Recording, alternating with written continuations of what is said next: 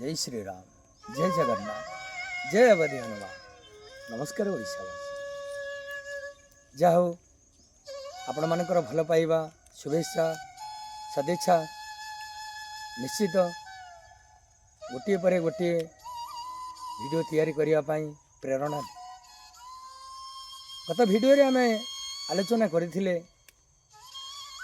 राजा दशरथ ब्रह्म अभिशाप पाई लोमपाद राजन कथा को मानी मुनि वशिष्ठ आश्रम को आसी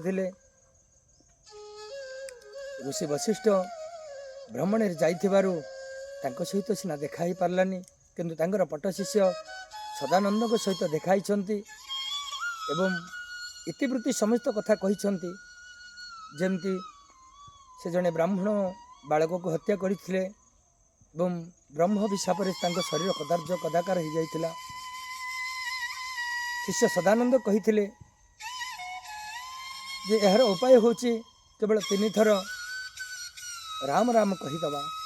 3 थर राम राम कहीदेले ब्रह्म अभिशाप मुक्ति मिली जीवो।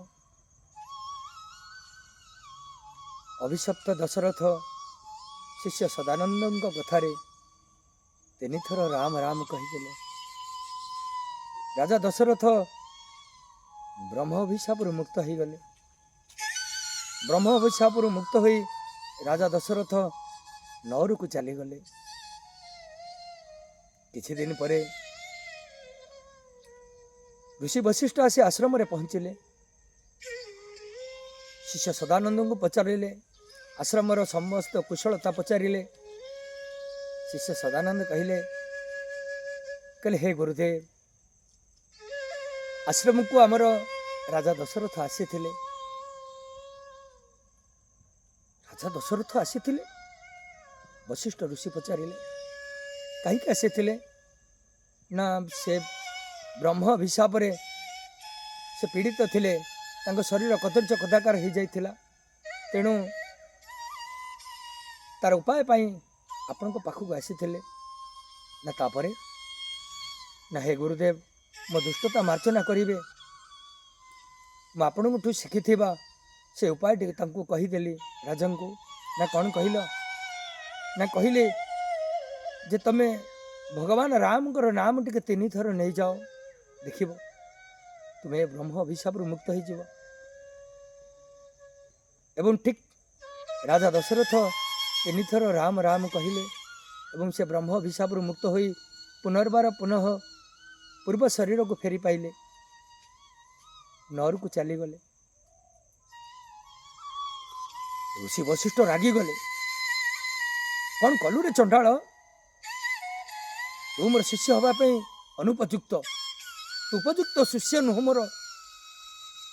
भगवान राम कर नाम टाक 3 थर कहवाई कहलु। अरे थरे राम नाम कहले कोटि ब्रह्म हत्या दोष कटि जाए, तू 3 थर मो प्रभु को नाम धरवा को कहलु। अरे मो प्रभु इतने सस्ता नुह,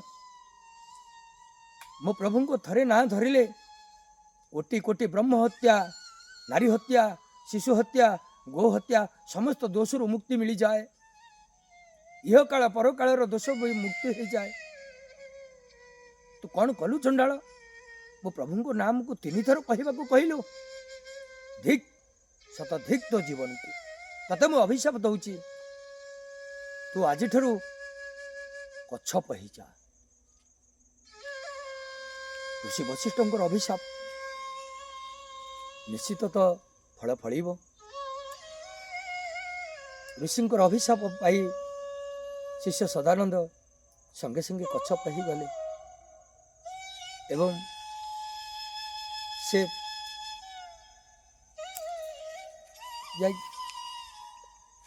गोटे तीर्थ स्थान रे रहिले।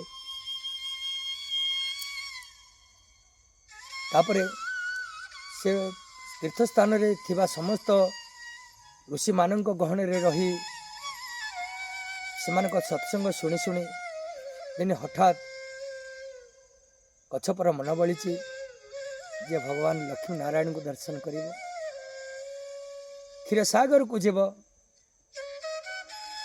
अनंत उपरे सज्जा अनंत सज्जा उपरे शयन करिथिबा स्वयं परमात्मा परमेश्वर परम ब्रह्म नारायण माँ जगत कल्याणकारिणी माँ कृपामयी वात्सल्यमयी प्रेममयी भक्तिमयी माँ लक्ष्मी महाराणी तंग दर्शन करिब एवं शाप मुक्ति हब।